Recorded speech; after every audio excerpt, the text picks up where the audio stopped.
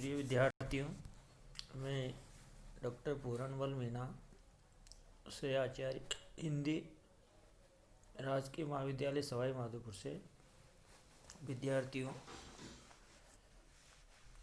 हम B part second Hindi साहित्य के प्रथम प्रश्न पत्र के बारे में चर्चा करेंगे।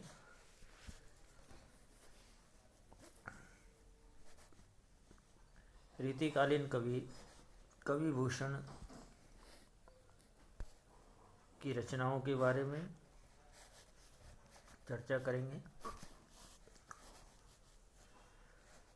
मलय समीर परले को जो करत अति, जम की दिशा ते आयो जम ही को गोतु है।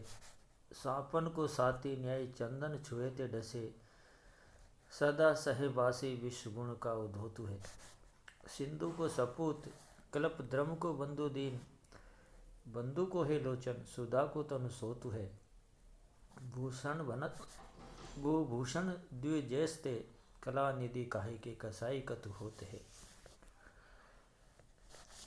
कवि भूषण इसमें एक जो विरह की रूपी जो नायिका है होती है, उसकी मनोदशा का चित्रण है और अपनी पीड़ा के माध्यम से वो अनेक प्रकार के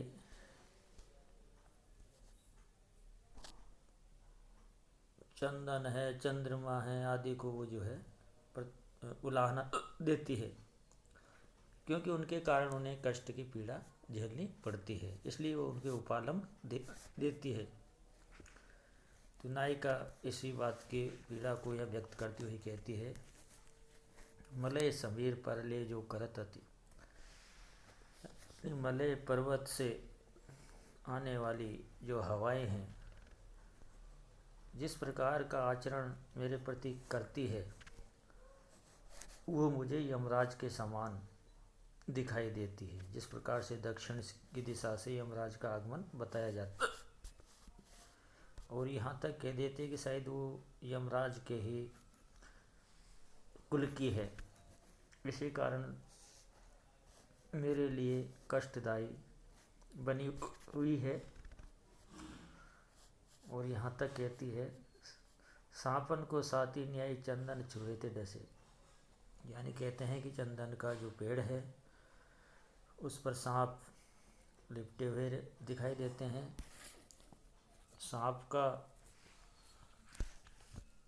साथी होने से चंदन भी मेरे शरीर को जैसे दुखी कर रहा हो, जबकि चंदन की खुशबू से तो आनंद की प्राप्ति होती है, लेकिन यह नायिका की पीड़ा जो है इस कारण से उसको अच्छी नहीं लगती है। और यहाँ तक कह देते हैं कि हमेशा विषधरों के साथ रहे से चंदन में भी शायद विष के ही गुण प्राप्त, कहते हैं कि जैसी संगति होती है वैसा ही गुण होता है। यहाँ तक कह देती है, चंद्रमा समुद्र का पुत्र माना जाता है, कल्प वृक्ष का बंधु माना जाता है, और चंद्रमा जो है कल्प वृक्ष आदि के कारण ही समुद्र मंथन से उत्पन्न हुआ बताया गया है। चंद्रमा को भगवान का नेत्र और अमृत का भी स्रोत कहा गया है। और कवि कहते हैं कि चंद्रमा पृथ्वी का आभूषण और कलाओं का कला निधि भी माना जाता है, किंतु कला निधि काहे के कसाई कत होते, किंतु मेरे साथ जिस प्रकार उनका आचरण है उससे वो मेरे को कसाई के समान प्रतीत होता है, यानी मुझे अत्यंत पीड़ा पहुंचाने वाला दिखाई देता है। इस प्रकार से जो विरणी नायिका है वो अपनी विरह रूपी व्यथा को यहाँ पे व्यक्त करती है। कहते हैं कि चंदन हो, चंद्रमा हो, शीतल हवाएं है, तो ये मनुष्य को शीतलता प्रदान करती है, किंतु जो विरह से पीड़ित नायिका के लिए ये सारी चीज़ें किसी कार्य की नहीं है। इसी कारण से इनको जो है नायिका ने इन पर कटाक्ष किया है, उल्हाना दिया है। अनुप्रास है, यमक है आदि का अलंकार का भी प्रयोग किया गया है। संगम को आगम भयो है सुख तरंग गे, धरी धरी द्रग्नि भरी सने काई है। जैसे कहूँ मीन जल सूकन मलिन तपे, प्रेम के वियोग गति बाल की जनाई है। जो है नीके सुखद संकेत मन भाव तेके, भूषण सुकवित सो तो हो न कहूँ पाई है। आयो है बसंत दल बिरल बिलोकी बन, मदन की आगी उर में उमगी आई। यह कवि भूषण ने नायिका की जो संयोग की स्थिति है और उसकी विरह की जो अनुभूति है, वेदना है, उसका सुंदर चित्र यहाँ किया गया है। और कहता है कवि, देखिए कि वीरणी रूपी जो नायिका है, प्रिय के संयोग की लालसा आशा यदि उसे मिल जाती तो अपने नेत्रों से काई आ जाने से अच्छी तरह नहीं देख पाती। जैसे कहते हैं ना कि आँखों के अंधेरा सा या उसमें कुछ आ जाता है तो दिखाई नहीं देता है। और इसी कारण से प्रीतम के विरह में, वियोग में उसकी ऐसी दशा हो जाती है और वो दोपहरी की धूप की भांति तपती रहती है। जब नदी, तालाब आदि का पानी जब सूख जाता है तो जिस प्रकार मछली की दशा होती है, वो चटपटाती रहती है, अपने प्राण त्याग देती है। इसी बात को कवि भूषण ने वीरणी नायिका के आगमन की सुखकारी संदेश लेके आने वाली उस हवाओं की प्रतीक्षा करती है, किंतु उस नायिका को उसकी प्राप्ति नहीं हो पाती है, उसे कुछ नहीं दिखाई देता है। और उसी नायक की प्रतीक्षा में वसंतकालीन बेला में भी उसे इसी प्रकार की स्थिति दिखाई देती है, यानी अंधकार की स्थिति। और इसी कारण से उसकी पीड़ा जो है बढ़ती जाती है। तो यहाँ पे कवि भूषण ने नायिका की वेदना, पीड़ा का सुंदर चित्रण यहाँ पे किया है। अगला है शांत। देह देह देई फिर पाई यन यशी दे, जोन तोन जोन जाने कौन जोन आई वो। जेते मणि मानिक ये तेते मन माई, कहे धराई में धरे ते तो धराई धराई वो। एक भूख राके मन भूषण की, यही भूख राके भूप भूषण बनाई वो। गगन के गुण जम गिनन न देह नग, नगन चले वो साथ नगन चलाई वो। यह अलंकार है विद्यार्थी इसमें, इस पंक्ति में, इस पद्यांश में कवि भूषण ने एक शांत रस का चित्रण किया गया है। और इसमें पद्य में यह भी बताया गया है कि संसार में व्यक्ति लोभ, लालच आदि लेकर आता है, किंतु जब जीवन समाप्त होता है तो केवल मात्र खाली हाथ ही जाता है। इसी चीज़ का यहाँ वर्णन किया गया है कवि भूषण द्वारा।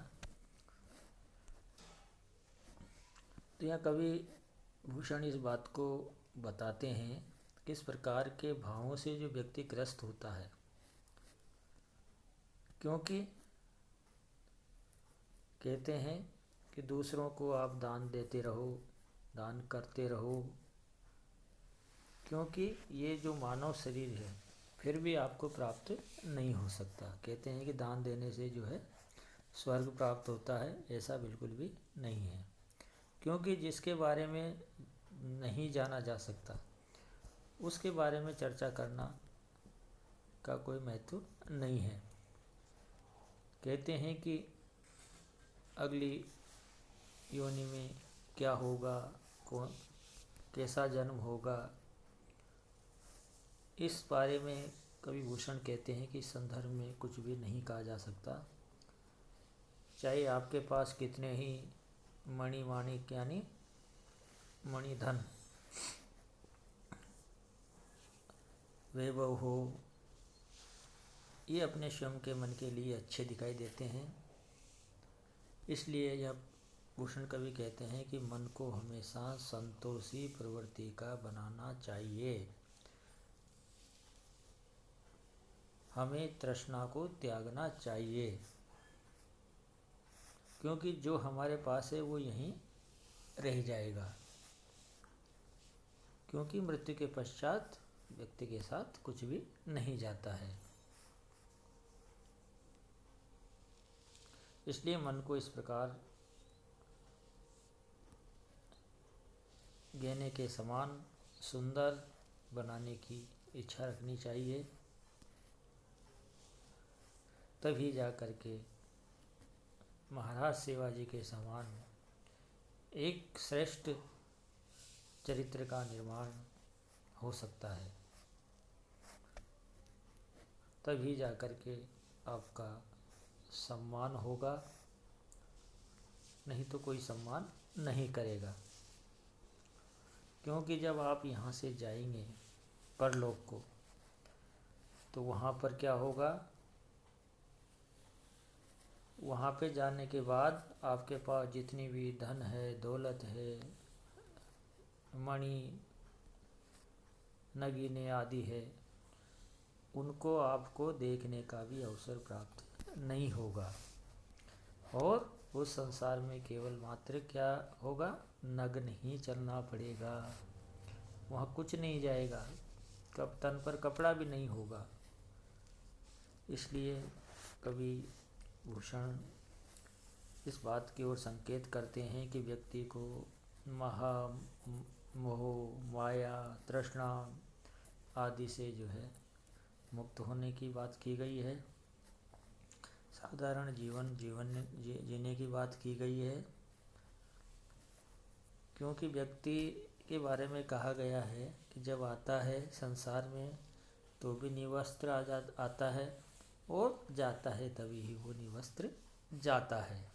इसलिए किसी प्रकार के धन दौलत आदि पर हमें घमंड नहीं करना चाहिए, क्योंकि ये तो क्षणिक अनुभूति के प्रतीक है, साधन है। इसीलिए यह शांत भाव से जो है हमें सोचने की, विचारने की आवश्यकता है। विद्यार्थियों, ये कवि भूषण का अंतिम छंद था। इसमें अनुप्रास है, यमक है आदि अलंकारों का सुंदर चित्रण कवि भूषण ने किया है। विद्यार्थियों, भूषण कवि द्वारा रचित पद्यांशों की व्याख्या आज हमने की है। अगला कवि आपके इसी पाठ्यक्रम में सूर्यमल मिश्रण, कवि सूर्यमल मिश्रण की जो दोहे हैं जो कि वीर सस्य से लिए गए हैं, उन पर हम आगे चर्चा करेंगे। आज इतना ही। नमस्कार।